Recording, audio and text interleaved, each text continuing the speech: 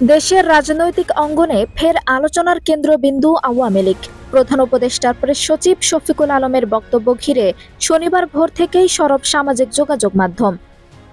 তিনি নিজের ফেসবুক পোস্টে দাবি করেছেন, বাংলাদেশ আওয়ামী লীগ এখন ফেসবুক ভিত্তিক প্রতিবাদী দলে পরিণত হয়েছে, যার মাঠে বাস্তব সাংগঠনিক শক্তি খুবই সীমিত।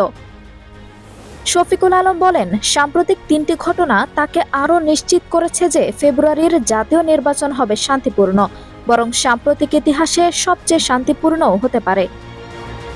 তিনি উদাহরণ টেনে বলেন, বিএনপির মনোনয়ন ঘোষণা ঘিরে ব্যাপক বিশৃঙ্খলার আশঙ্কা ছিল।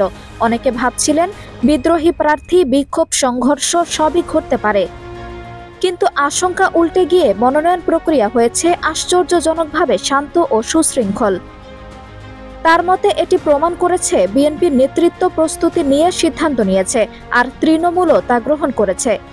এতে নির্বাচনী প্রচারণায় দলীয় সংঘর্ষের আশঙ্কা অনেকটাই কমেছে। এর বিপরীতে আওয়ামী লীগের সক্ষমতা নিয়ে প্রশ্ন তোলেন প্রেস সচিব। তিনি লিখেছেন, দলটি দীর্ঘদিন ধরে বিশাল তৃণমূল শক্তির দাবি করলেও সাম্প্রতিক ঘটনা প্রবাহ দেখিয়েছে এই শক্তি বাস্তবে ভেঙে পড়েছে বা প্রতিদ্বন্দ্বীদের দ্বারা দখল হয়েছে। এখন তাদের ভরসা ভাড়াটে টোকাই ধরনের ক্ষুদ্র দুষ্কৃতকারী, যারা বাসে আগুন দেয়, ঝটিকা মিছিল করে কিংবা সোশ্যাল মিডিয়ায় প্রচারণা ছড়ায়। শফিকুল আলমের মতে, এ বাস্তবতায় আওয়ামী লীগের পক্ষে বৃহৎ অস্থিতিশীলতা তৈরির সক্ষমতা খুবই কম। অন্যদিকে পুলিশ, নিরাপত্তা বাহিনী ও প্রশাসন, ডিসি, এসপি, ইউএনও, ওসি সবই এখন আগের চেয়ে অনেক বেশি সংগঠিত ও আত্মবিশ্বাসী। আঞ্জুম হক আরবি, নাগরিক প্রতিদিন।